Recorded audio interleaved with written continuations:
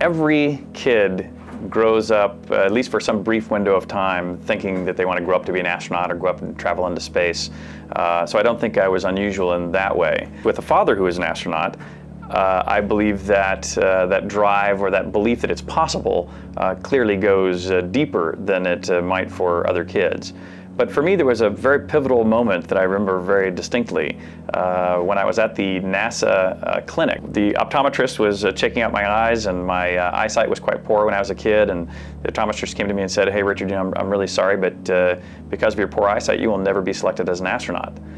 And while for most kids that might, kind of dash your hopes and make you put away the dream, for me it actually did quite the opposite. In this case, I remember quite distinctly going, well, heck, if NASA's not going to take me, then that just means I have to find my own way into space.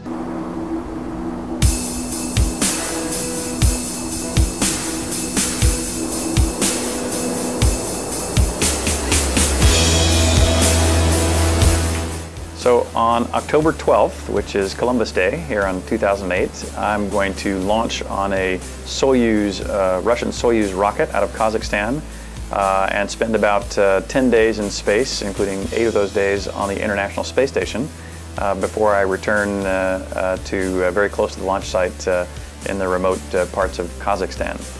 And when I fly, I'm going to become the 6th private civilian to have basically purchased their own journey into space. And I'll also become the first second-generation American to fly in space, and I'll be flying with the first second-generation Russian. And so we actually return from space together, so it's kind of an interesting way kind of shepherding in the second generation of space travel.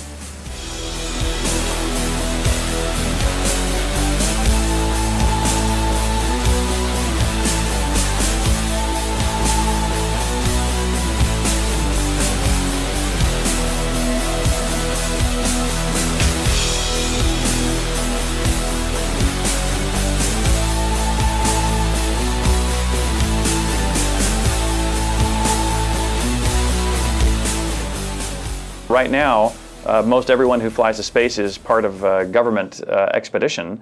Those expeditions are not doing commercial activity. They're doing fundamental research, but they're not actually pursuing, what kind of business can we do in space? How can we make sure that space literally pays for itself? The answer to that question is essential in order to keep the activities in space really growing in the way that I think they should.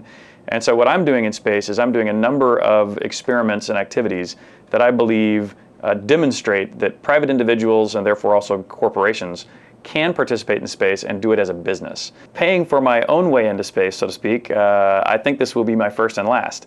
However, if I'm successful in demonstrating that space is worthwhile from an economic standpoint to participate in, which I believe it is, then I think there's actually pretty good odds that I will get the chance to fly again, but the second time it won't be on my own dime, so to speak. It will be because I have successfully managed to engineer a business that makes it therefore practical, frankly, not just for me to go to space, but for individuals and companies to mount their own expeditions to space and fly their own astronauts.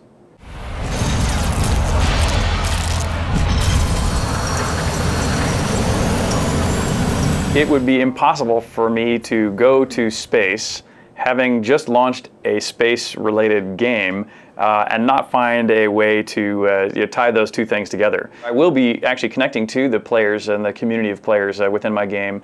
Not only will I be messaging to them from space directly into the game itself, but we also have a really fun thing planned called Operation Immortality.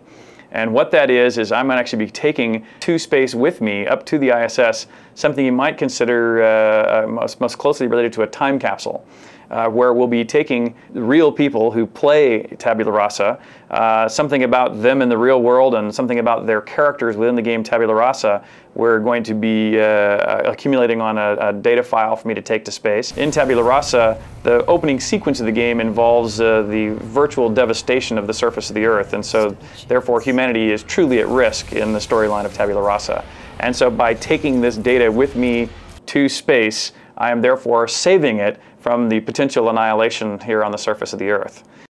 Most everyone who's traveled to space, describes how that experience has in some way changed their perspective on life. The fact that you clearly see the Earth with no borders between countries, and how all of the petty little squabbles that us Earthlings have across, where these virtual lines in the sand are between us is an irrelevant, activity at some grand scale. It'll be interesting to see if that is true for me, and we'll have to talk about that when I get back. My father had told me that on his time on Skylab how he thought the food was actually quite good and enjoyed it just fine. I've recently finished my taste testing pass and menu construction, and I have to tell you, compared to fine dining here on the Earth, the food on space, while clearly satisfactory, is far from inspirational. Become a docublogger. Log on to docubloggers.org to share your opinions and story ideas, or get out your camera and create your own docublog.